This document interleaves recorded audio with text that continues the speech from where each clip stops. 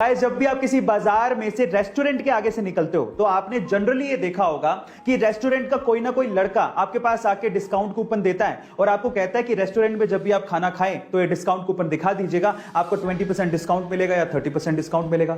आप कूपन ले लेते हो लेकिन थोड़ी आगे जाने के बाद उसे फेंक देते हो। लेकिन टेली स्टोरी नाम का एक रेस्टोरेंट है, उसने अपना डिस्काउंट देने का एक गजब तरीका निकाला है। उसने 2000 के नोट के जैसे दिखने वाले पेपर पर अपना डिस्काउंट कूपन छाप दिया और उसे सड़क पर फेंक दिया।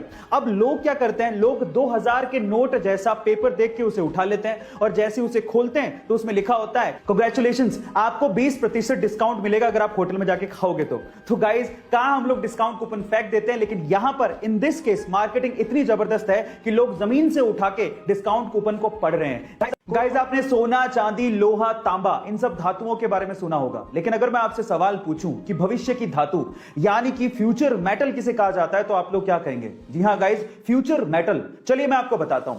फ्यूचर मेटल यानी कि भविष्य की धातु कहा जाता है टाइटेनियम को, और उसके पीछे का रीजन यह है कि टाइटेनियम स्टील के जितना स्ट्रॉन्ग है, लेकिन मजे की बात यह है कि स्टील से 45% तक हल्का है। इसके अलावा इस पे जंग भी नहीं लगती है, और सबसे बढ़िया बात यह है कि अर्थ पे नोवा सबसे ज्यादा पाए जाने वाला धातु है। इसका मतलब इसकी अवेलेबिलिटी भी बहुत ज्यादा है, और इन्हीं सब प्रॉपर्टीज की वजह से आज टाइटेनियम को एरोस्पेस इंडस्ट्री में, स्पोर्ट्स इंडस्ट्री में, बिल्डिंग इंडस्ट्री में और उसके अलावा surgical implants and equipment industry में भी यूज किया जा रहा है। कोरोना की सिचुएशन में आपने बार बार ऑक्सीजन के सिलेंडर के बारे में जरूर सुना होगा, और अगर आपने ध्यान से देखा है तो ऑक्सीजन के सिलेंडर का कलर भी फिक्स होता है, उसकी बॉडी ब्लैक होती है और उसका शोल्डर व्हाइट होता है। ऐसी किसी हरे, नीले, पीले सिलेंडर में ऑक्सीजन नहीं भरी जाती।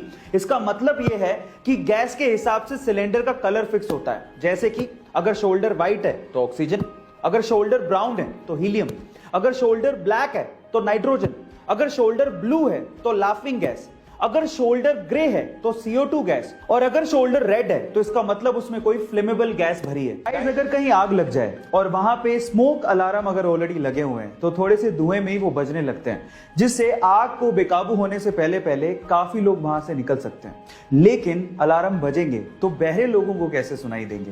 डेफ पीपल, उनको कैसे पता लगेगा? तो उसके लिए जापानीज लोगों ने एक टेक्नोलॉजी बनाई है। उन्होंने ऐसे स्मोक अलार्म बनाए हैं जिससे आग लगने के बाद उस स्मोक अलार्म में से वसाबी स्मेल वेपराइज होने लगती है। वसाबी एक तीखा मसाला टाइप स्मेल होती है जो कि नाक में चढ़ जाती है। अब जिससे बहरे लोगों को भी तुरंत पता लग जाएगा कि आग लगी है, यहां से भागो। इनफैक्ट गहरी नींद में सोया हुआ कोई इंसान होगा तो वो उसे भी जगा देगा। है ना ये इंटरेस्टिंग टेक्नोलॉजी? और इस टेक्नोलॉजी के लिए जापानीज को IG नोबेल प्राइज भी दिया गया था। 15 साल की उम्र में बच्चों को यह तक नहीं पता होता कि उन्हें जिंदगी में करना क्या है, वहीं 15 साल की छोटी सी उम्र में भारतीय मूल की अमेरिकन गीतांजलि राव ने कुछ ऐसा कर दिखाया है जिसे सुनने के बाद आपको भी प्राउड फील होगा। गाइस, इस छोटी सी बच्ची ने पूरी ही दुनिया के 5000 स्मार्ट किड्स को पीछे छोड़ते हुए टाइम्स मैगजीन का first ever kid of the year खिताब अपने नाम कर लिया है। इतना ही नहीं, इस बच्ची ने टाइम्स मैगजीन के कवर पेज पे अपनी जगह बनाई है, और इस सुपर किड का इंटरव्यू खुद हॉलीवुड अभिनेत्री एंजेलिना जोली ने लिया है। गाइस, इतनी छोटी सी उम्र में ये बच्ची एक साइंटिस्ट और एक इन्वेंटर है, और इसने हाल ही में एक ऐप डेवलप किया है जो आपको साइबर बुलिंग से बचाता है। सो गाइस, इस सुपर किड के लिए एक हार्ट तो बनता है।